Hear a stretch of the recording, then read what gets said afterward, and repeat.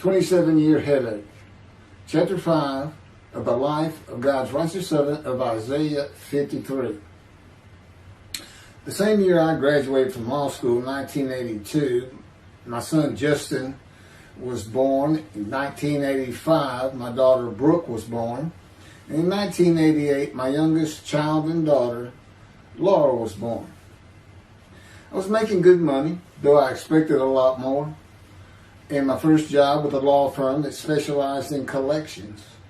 I also tried my first civil case, which, while working there, which was a nerve-wracking event, first trial.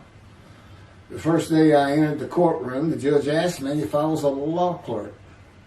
I had a very youthful appearance, though I was 28 years old, not 20, common age for a law clerk. My youthful appearance in junior high school and high school with my long, wavy blonde hair, I usually kept in a ponytail, had way too many people tell me I looked like a girl. It is interesting though, at least to me, not one person in my entire life has ever said anything about my disfigured arm. I must have looked like a girl who would beat on you if you did it. When I got mad, there was no hiding it. You could see it in my face and hear it in my words. When I was 28, Brooke was born. I tried my first civil case, and the bane of my existence on earth began. A never-ending headache that I generally thought to be associated with post-traumatic stress disorder. I had terrible nightmares from my youth, but now I seem to have begun grinding my teeth, causing the temporal mandibular joint, TMJ, to ache terribly during the day, and the whole side of my head, the muscular, I don't know what you call it, but underneath the skin of the skull, was always real tight, a tightening of the muscles. It was difficult to even talk to people at some points. For 27 years I had that headache. I tried everything, even surgery on the TMJ, and another surgery where the doctor severed my upper jaw and then trisected it from my skull and spaced it to fit my lower jaw. All to no avail. I could not stop the nightmares and the grinding of my teeth. Mouth guards helped my teeth, but the pressure was still there. I literally feared going to sleep. I didn't want to wake up the next day sometimes because I knew how bad the pain would be there again. It completely ended my dream of being a trial lawyer. So I got an associate position in an oil and gas firm and began learning how to prepare title opinions for oil and gas companies on tracts of land they plan to drill on. Basically, a title opinion is you start from sovereignty, which is when the state granted the land to someone, usually great, large tracts of land. And from there, you get parceled out and cut up. And I'd be chasing one small tract within a very large one almost 200 years ago, in the early 1800s, and I would have to create genealogical charts of heirship, for people who died without a will, and I had to know who the family members were, and I got very good at it, and I really enjoyed it. I'd go to small towns throughout Texas and into their courthouses where they would keep all the records of every transaction, of every piece of land in the county. But anyway, there's an awful lot to it. I do go into it in some detail in the book, but I'm not going to for this video.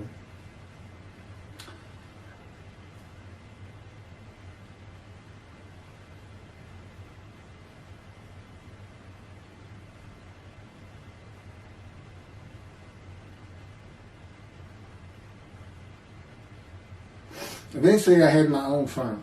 It's just me. In my own office, and I was doing very well, though billing hours for title work is generally lower than other areas of the law, by the hour. But I had also been involved in multi-million-dollar sales of production between oil and gas companies, probated wills, prepared affidavits of heirship, worked with landmen to fix title defects, appellate work, including arguments before justices, plea bargaining in criminal cases for defendants, and anything else that came my way. Then it all stopped, and once again I was fighting for my life in 2001. This is chapter 6, skin, colon, and lung cancer. Oh, just God would have me tell you, he gave me those headaches. When he came to me, I stopped having nightmares. He provides my dreams for me now, and often as a learning experience. But the grinding of the teeth, everything stopped, and I thought it was just because I wasn't having nightmares, and took away any symptoms of PTSD, for which I was receiving money from an insurance company for disability, partial disability. And that went on for about 7 years. Then one day we're out walking, year 7 of 13, and I had that headache. It just came. And I just stopped. And I said, "You got to be kidding. You did not give me those headaches." He said, "Yes, I did. It's necessary. You are considered the suffering servant of Isaiah 53. You had to suffer your entire life until you're suitable for my purpose." And that includes fitting every verse of Isaiah 53. At that time, I had finally read it, 7 years into all this. It was about year 2, I think. But yeah, he did. And, I ended up taking painkillers left and right and drinking with it, as so many people do. I was able to maintain, my life, my work, and everything, but it was enough to put the strain on my marriage that I pretty much blamed myself for it. And I told him I did it. That's the only time I got hot. Disfigure me, gut shot, those things, they didn't bother me. But I said, you hurt my children terribly with that. Because I became a bad father. I wasn't the father I could be. They love me and I love them. We don't have any serious risks. They're off living their lives and they're all doing great.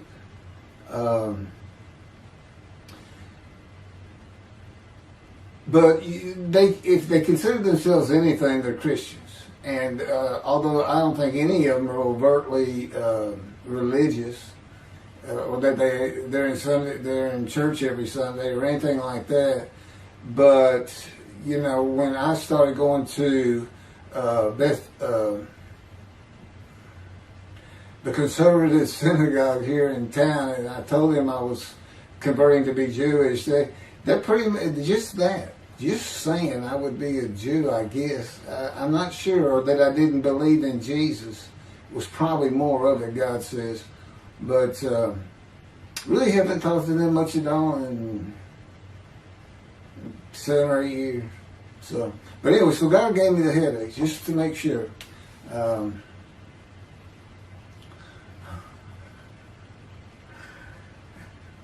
Anyway, I was married to Denise for 18 years, and we divorced in 1997 for irreconcilable differences.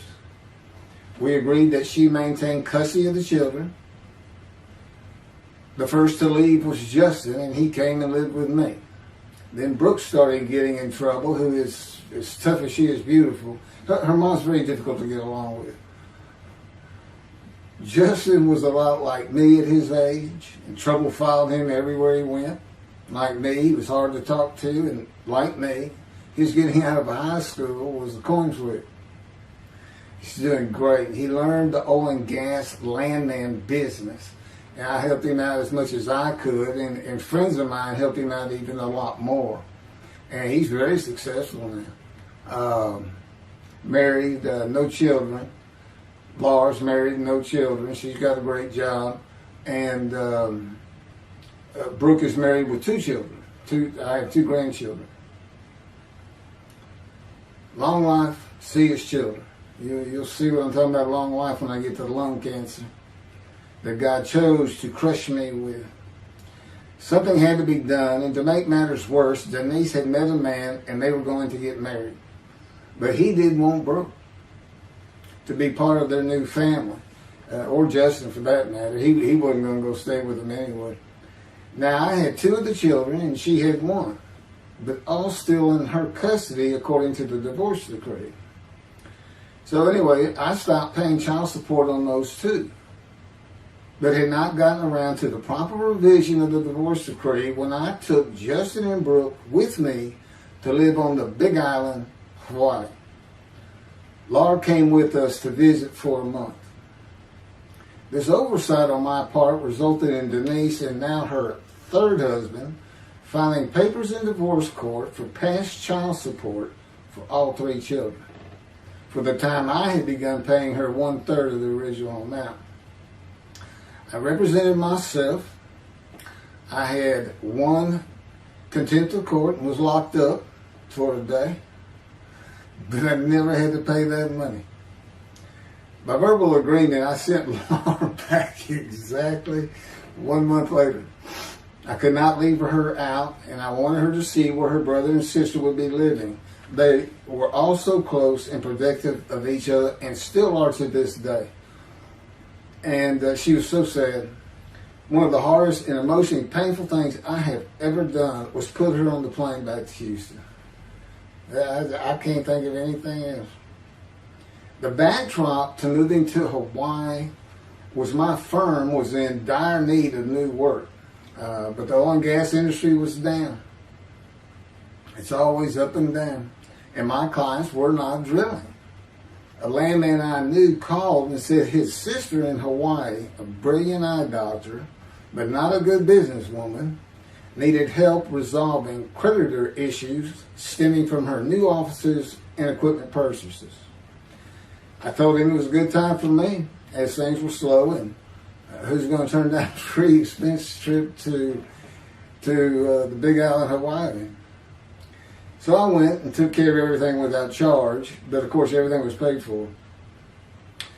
When I came back to live in Hawaii at the urging of the doctor that I had helped, who did not like the look of an abrasion on my chest, and it had been there for years, I was examined by a friend of hers, and it was cancer.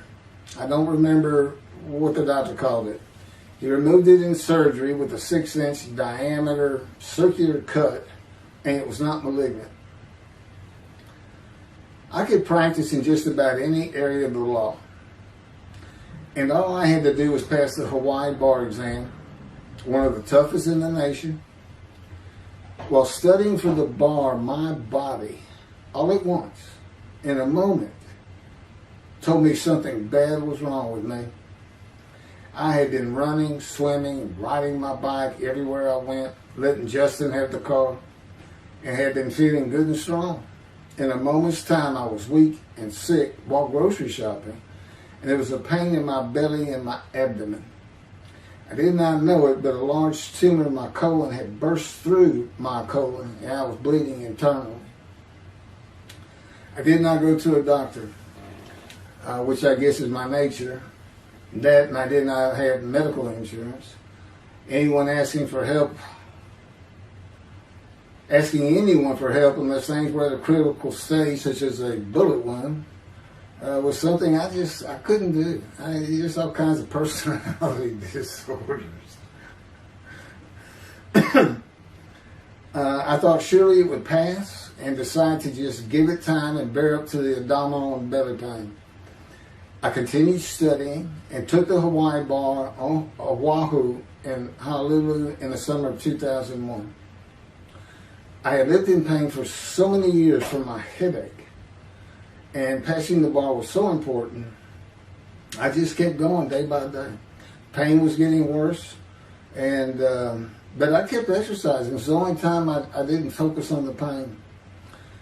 I had always been a fast healer, and I thought in any day it would just go away.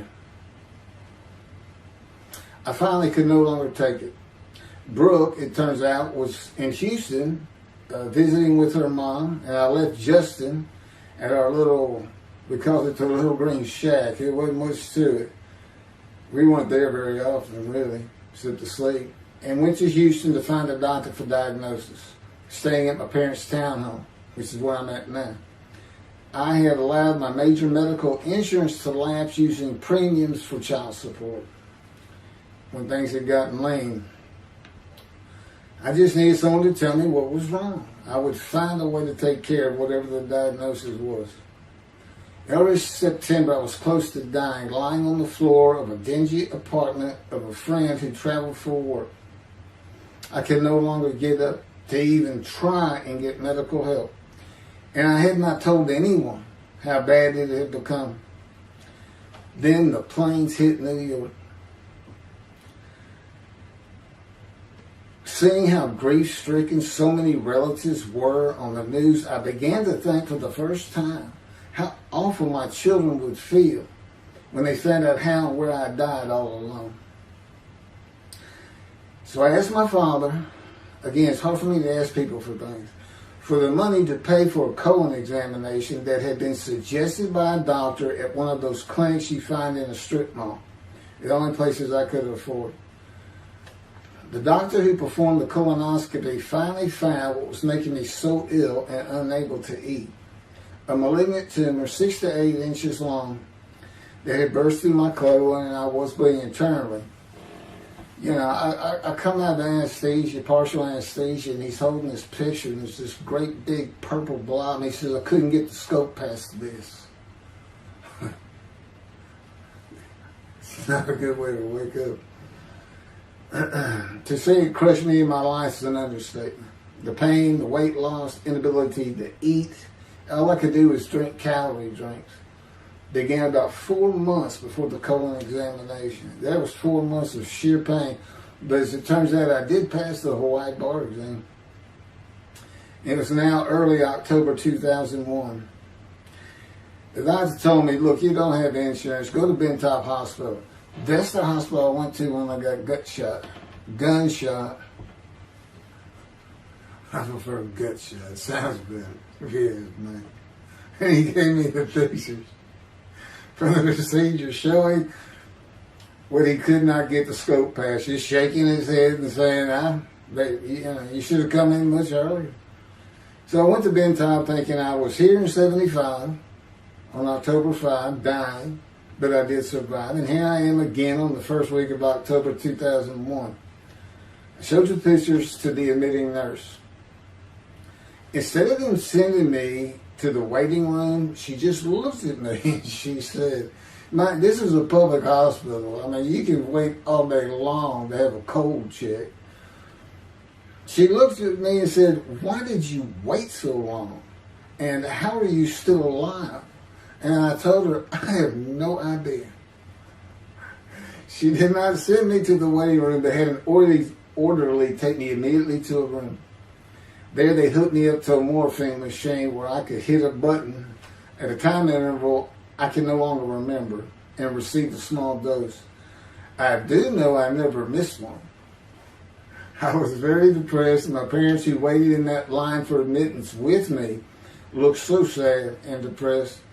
It was not one of my better days, though I finally had some pain relief. Day after day, I lay there waiting for the next test they would run. It was during this time I received notification that Denise had filed papers in the divorce court to recover monies for the time I was taking care of 2 of the children. It's also when I received notification from Hawaii that I had passed the bar exam.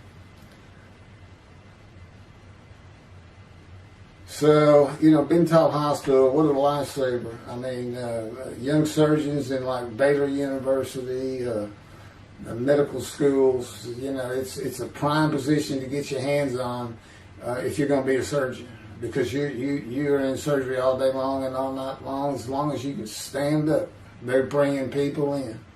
It's just a real hot spot in Houston and a great hospital, but it's not a place you want to stay. You really don't. My doctor would come in and be out so fast, I never knew what was going on.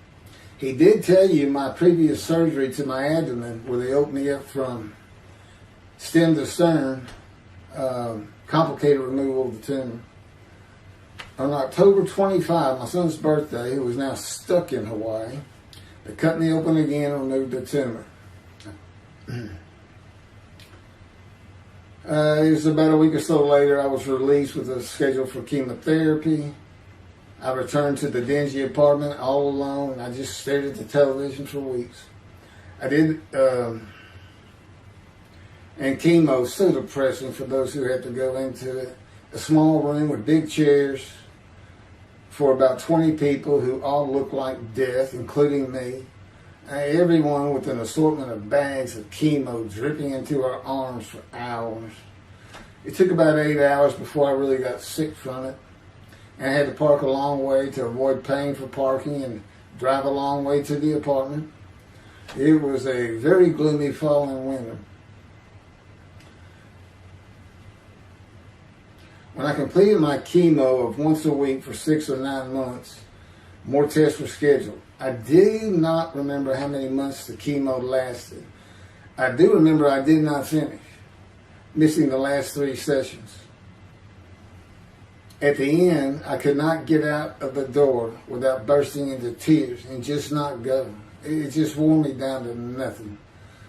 On the bright side, it was my door. I had my own apartment called the Loft.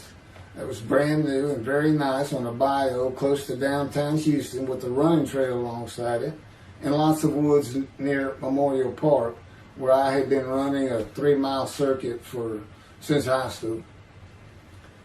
I returned to being told for follow-up tests, including x-rays on my chest, and the colon cancer had not returned then and to this day.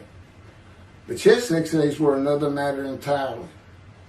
The doctor told me he had bad news and showed me the x-rays telling me the white spots I was seeing was cancer. They were everywhere. Lungs full of cancer, he said, at a stage I could not be treated with any success.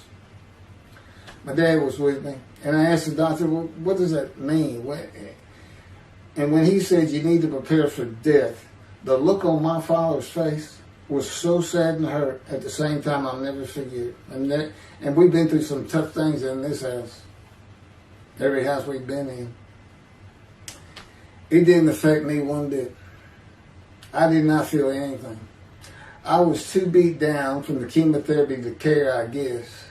God tells me I had a lot to do with that. And the fact no matter what they said, I didn't think I was going to die. But I didn't know that. I just wasn't having that conscious thought. And God says he had a lot to do with that. Of course, he hadn't spoken to me yet. I had never seen a doctor for cancer or any other ailment since that day. I had to get Justin home was all I thought about. But I needed money. I found an old client that needed a title opinion for a drill site well. I struggled through that and got my boy back to Houston. And it was tough. I was so weak. And it had been so long since I really had done any title work. And just going to pick the work up and visiting with the client was a major to-do for me. But we got there and I got Justin home and he went to live with some childhood friends. This was now 2002 and going into 2003. I just walked all over the running trails in the 3-mile loop at Memorial Park and in the woods day after day. I didn't think about dying, but I did start.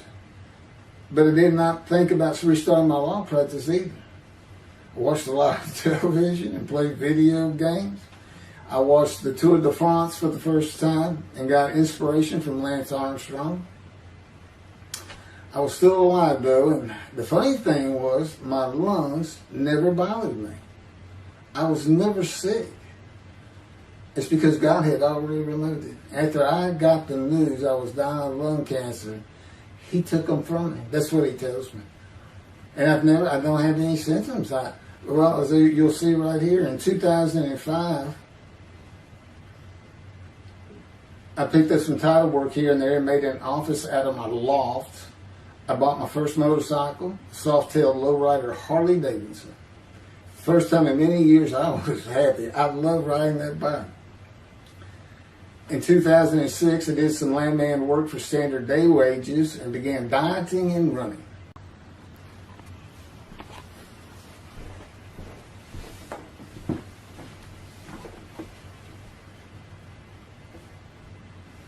Once once again, my camera only goes for 29 minutes and 59 seconds, and I'm going to back up just a little bit. In 2006, I did some land work for standard day wages and began dieting and running. I had never been a swimmer in terms of training for it. I love the water and swimming, but I never trained with laps at different paces and various distances. Mostly because I was so slow, because of my right arm. But I was reaching an age, though, where endurance in my running was more important than speed. And so endurance swimming was too. In Hawaii, I had seen the athletes come to Kailua Kona, where we lived and where the Ironman triathlon begins and ends. Matter of fact, my little green shack was just right on the route where they start. That was a fun week. And it was amazing watching the athletes train and prepare for the race. I would think to myself, a human being, the human body cannot do what they are doing. Yet they were and they did. It's just amazing. I decided to learn how to swim more efficiently and how to train for distance and endurance. Get a regular and triathlon bike and enter some triathlons. I was still alive and finally a direction and purpose in my life. Training every day for long periods of time. It really helped with my headache and I slept better. In 2007, I signed up for the March 30, 2008 Lone Star Half Iron Triathlon in Galveston, Texas. And the October 5, 2008 Longhorn Ironman 70.3 in Austin, Texas. You cover 70.3 miles. And you got to do it under 8 hours. And I did real well in the first one. As far as my time, it's 7 hours and a little bit, but I barely made it without disqualification in the one in Austin, and it was primarily because of the hills. It's this very hilly area in central Texas, I guess, but I did make it, and swore I'd never do another one. But I did that after the first one too. It's tough. My insurance was still paying for my inability to work, primarily based on the headache and a diagnosis of PTSD. So I was not working, and I got real serious in training to swim the 1.2 miles in the ocean, and that would be in Galveston and in a lake in Austin, 56 miles on the bike, and a half marathon, 13.1 mile run. That's what I was able to do with a diagnosis in 2001 of lung cancer that could not even be treated, stage 4. And that's just about impossible. It would take a miracle of God for that to happen, because generally you're going to die within 1 year. They say if you get lucky with good medical treatment, you might make 5 years. But 1 year is the standard, if you can make it that long. That's my proof that I offered myself to guilt for God. Because you can't, it's not something provable. All you can do is show the result of that offer. And again, guilt's an emotion. I got way too many videos and everything to get too detailed on it. But that is the proof. You know, I got the colon cancer 20 years ago when the planes hit New York. And it was 2000. Oh, that was 2009, right. Too many things go through my mind when I start thinking about those cancer years. But God, He removed it. He had something for me to do, but that's verse 10. God chose to crush him with disease. And as I've mentioned, the reason He chose that is to show that I was blemished, defective, could not possibly be an offer for sacrifice, because He knew what the Gentiles were going to do. They were going to put an unblemished lamb in there and call the Jewish people's Bible their own, and use the laws of Leviticus, not unlike Mr. Tovia Singer and his 6 million blemished ram sacrifice by Hitler, the righteous servant of God. That's how that seems to read. He's welcome to respond any way he wants to that. But it's on the video, it's in the book, it's in quotes by him. It's from his midrash, from his site. And he said, share this with everybody. Everybody can take it and just share how great my knowledge is. Well, it's lacking in some areas. There's any question he's an intelligent man. But his reasoning capabilities, in my opinion, at least as to Isaiah 53, are severely wanting. I am that man. And God's going to give the Christians hell with it and with me. Just like I just heard this for the first time on the video. When all of a sudden he had me say that Jesus announced he wasn't the man of Isaiah 53 on the cross. When he said, Father, Father, Father, why are you forsaking me? Because he was about to die. In Isaiah 53, who he thought he was, and he's not, who he didn't fit the verses, but he thought he was supposed to be exposed to death, but given long life. So boldly he goes into the Roman Jerusalem and gets himself taken up. He's not worried. Delusional, yeah, maybe, but as far as I'm concerned, he's nothing but a story. He never existed. And the story starts with the Essenes of the Red Sea Scrolls and the teacher of righteousness. Real quick, I'll go over that. Here's the thing. Their founder is called the teacher of righteousness. Okay? They were great followers of Isaiah. They had the great scroll of Isaiah. They're prolific writers and copyists. They had their own gate at Jerusalem. The Essenes gate. Now, the New Testament never mentions them. You got Pharisees, Sadducees, Essenes, but they never mention an Essene. And Jesus, quite frankly, would have been one of them. Because they embody who he is. They didn't like riches, hated sinning. They didn't like material things. They removed themselves from Jerusalem, in the most part, to those caves by the Dead Sea for that very reason. But they did have a gate. They still had people who would be there, and you know what they would do at the gates? Tell stories. That's what you do. You tell stories, and it is a great story. Here's this guy, he's connected with God. Back then they believed men were gods. Caesar was a god. Over in Egypt you had the same thing going on. It's a common thought that men could be gods. And this story just springs up. And there didn't any question. They'd have gone and questioned him. I mean, they're sitting right front and center in Jerusalem.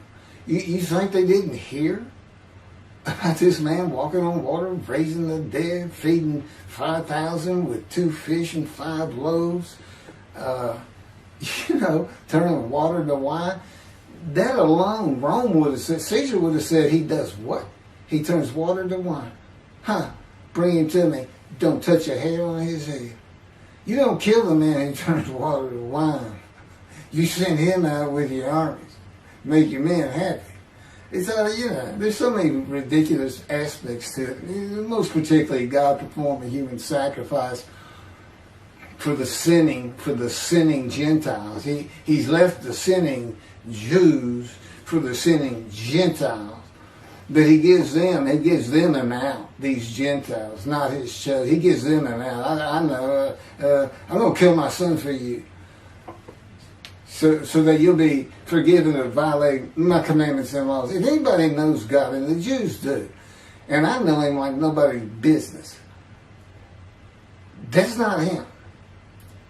That's not him. I mean, he told the Jews, I'm never going to leave you, but I will punish you. Now that's him. That's him.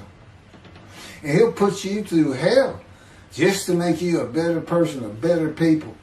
And he has no plans of changing that. He's not going to change the minds and the thinking of billions of people to make them love the Jew.